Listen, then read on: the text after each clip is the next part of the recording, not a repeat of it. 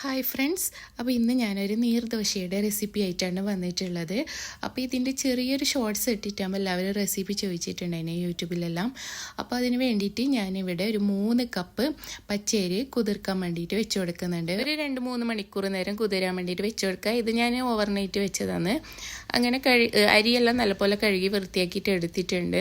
അതൊന്ന് 2 പോർഷനായിട്ടാണ് അരച്ചെടുക്കുന്നുള്ളത്. അപ്പോൾ പകുതി അരി ഞാൻ മിക്സിയുടെ ജാറിലേക്ക് ഇട്ട് കൊടുത്തിട്ടുണ്ട്. എന്നിട്ട് ഒരു സവാള അരിഞ്ഞത് ഇട്ട് കൊടുക്കുന്നുണ്ട്. പിന്നെ 1 കപ്പ് തേങ്ങ ചിരകിയതും പിന്നെ ഒരു 2.5 കപ്പ് വെള്ളം ചേർത്ത് കൊടുത്തിട്ട് ഫസ്റ്റ് ഒന്ന് അരച്ചെടുക്കുന്നുണ്ട്.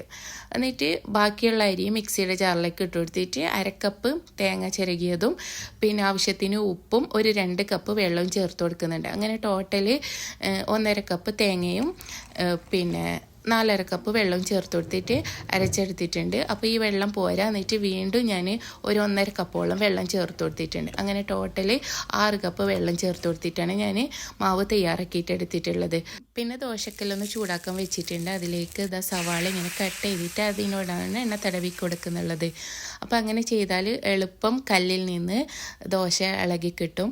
അങ്ങനെ ഒരു കയ്യിൽ മാവ് ഒഴിച്ചു കൊടുത്തിട്ട് ഒരു 2 മിനിറ്റ് നേരം മീഡിയം ഫ്ലെയിമിലിട്ടിട്ട് ദോശ ചുട്ടെടുക്കലാണ്.